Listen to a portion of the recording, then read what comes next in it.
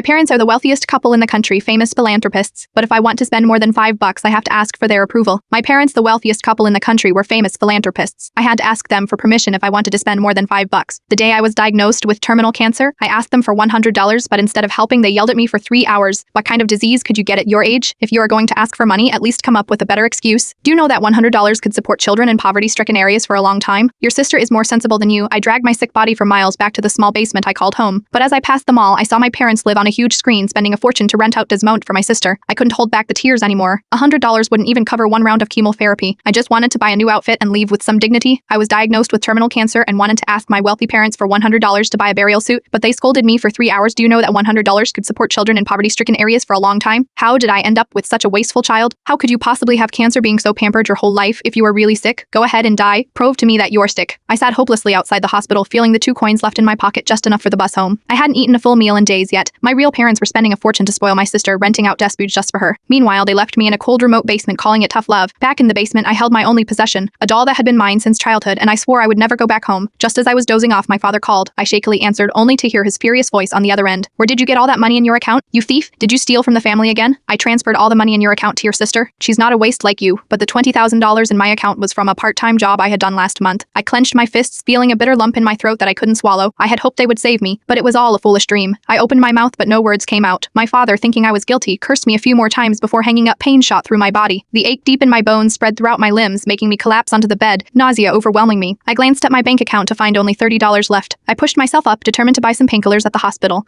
but when I walked into the hospital, I saw Yelena Bowen walking toward me. She had a fever patch on her forehead, and behind her were my parents, looking at her with pity along with a group of doctors. Grace, why are you at the hospital? I haven't seen you at school lately. I heard you're living with your boyfriend. Her eyes fell to my stomach. Because of my illness, I was more sensitive to the cold than most. I had layered up when I left, making me look heavier than usual. Yelena tried to hide her shock, putting a hand over her mouth. Grace, are you actually pregnant? How could your boyfriend let you come to the hospital by yourself? My parents, hearing this, immediately froze. So that's why you needed money. You are going to have an abortion. You liar. You made up a cancer story to deceive me. How could you curse yourself for money? If they had bothered to ask, they would know I'd dropped out of school long ago. How could I be fooling around with other men? My father yanked me by the ear, ready to scold me in public. My vision blurred and I stumbled, nearly falling. I wanted to hand them my diagnosis and tell them to stop listening to Yelena's nonsense, but they didn't even glance at it. Instead, they crushed the paper underfoot. I don't know whose child you are pregnant with. Stay away with me so you won't dirty my eyes. I am not pregnant. I never lied. Please believe me. They completely ignored me, taking Yelena's hand and walking away. I used the last of my money to buy painkillers, swallowing several tablets one after another. But why did my heart still ache so badly?